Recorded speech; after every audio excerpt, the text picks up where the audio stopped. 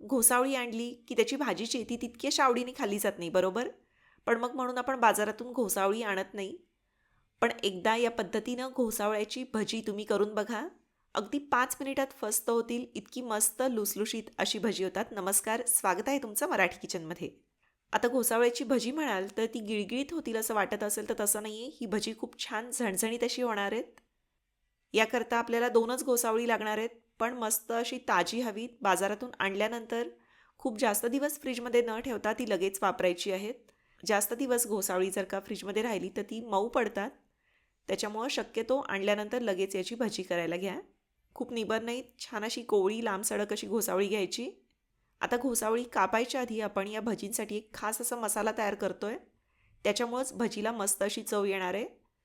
तर त्याकरता साधारणपणे अर्धी गड्डी म्हणजे 15 ते 20 पाकळ्या लसूण असेल तो मिक्सरच्या भांड्यात काढला. याच्यामध्ये चवीनुसार मीठ घातलं. आवडीनुसार लाल तिखट घालायचं आहे.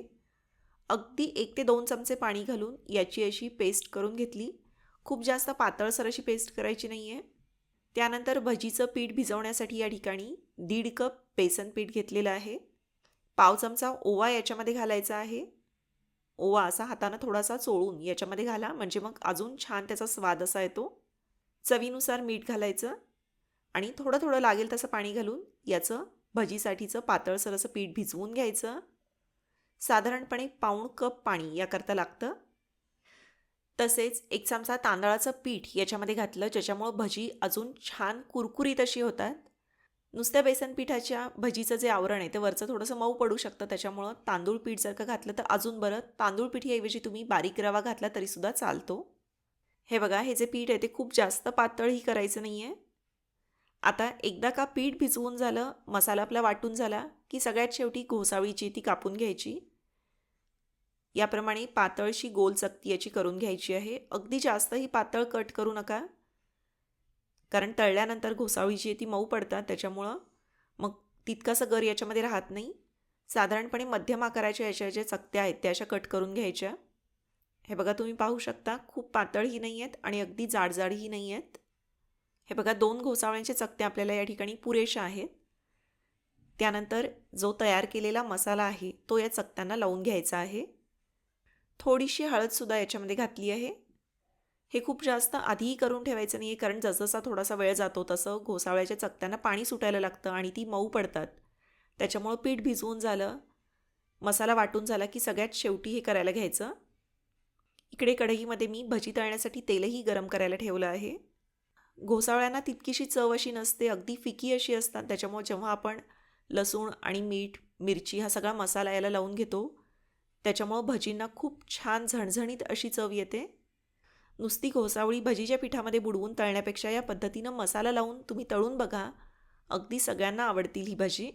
तिखट मीठ लावलेल्या या ज्या घोसावळ्यांच्या चकत्या त्या खूप जास्त वेळ ठेवायचं नाही, त्यांना हळूहळू पाणी सुटतं. त्याच्यामुळं लगेच मसाला लावून झाला की ती तळायला घ्यायची. सगळ्यात शेवटी बेसन पिठामध्ये अगदी 2 चिमट खाण्याचा सोडा घातला आणि हे असं छान एकसारखं फेटून घ्या.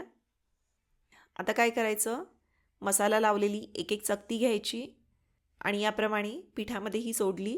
काटा चमच्यानं याच्यावर असं पीठ घातलं आणि मग निथळून ही जी भजी आहे ती अशी गरम तेलामध्ये सोडली. तेल चांगलं व्यवस्थित तापलेलं हवं. हे बघा, घोसावळ्यांच्या चकतीवर असं व्यवस्थित पिठाचं एक आवरण आलं पाहिजे. अशा पद्धतीनं ही जी चकती आहे ती अशी पिठामध्ये बुडवायची आणि मग गरम तेलामध्ये सोडली. काटा चमच्यानं जर का केलं तर हातही भरण्याचा प्रश्न नाही आणि व्यवस्थित पीठही एकसारखं लागलं जातं. किंवा जर का अगदी फटाफट सोडायचं असेल तर याप्रमाणे तुम्ही हातानं सुद्धा एक एक चकती धरून पिठामध्ये बुडवून तेलामध्ये सोडू शकता. हे बघा, सुरुवातीला गॅस मध्यम आचेवर ठेवून भजी जी आहे ती तळून घ्यायची. भजी अशी मस्त टम्म फुगली की मग गॅस थोडासा कमी करून छान खरपूस रंगावर याला तळून घ्या. हे बघा, याच्या कडा ज्या आहेत त्या हलक्याशा सोनेरी रंगाच्या होईपर्यंत यांना छान खरपूस असं तळून घ्यायचं. अशा प्रकारे वरून लुसलुशीत आणि आतून छान झणझणीत अशी घोसावळ्याची भजी जी आहे ती आपली तयार झाली. लसूण, तिखट आणि मिठामुळं खूप छान अशी चव भजीला येते. घोसावळ्यांची भाजी तितकीशी आवडीनं खाल्ली जात नाहीत, पण ही जी भजी आहे ती मात्र सगळ्यांना अगदी आवडतील. टोमॅटो केचपसोबत मधल्या वेळेत खाण्यासाठीही तुम्ही करू शकता किंवा जेवणामध्ये एखाद्या भाजीसोबत साधं वरण जरी तुम्ही केलं आणि त्याच्यासोबत ही भजी जर का केली तरी अगदी मस्त बेत होऊन जातो. त्याचप्रमाणे याची रेसिपी तुम्हाला कशी वाटली ते मला जरूर कळवा. व्हिडिओ आवडला तर व्हिडिओला लाईक करा. व्हिडिओची लिंक तुमच्या मित्रमैत्रिणींसोबत नातेवाईकांसोबत जरूर शेअर करा. धन्यवाद.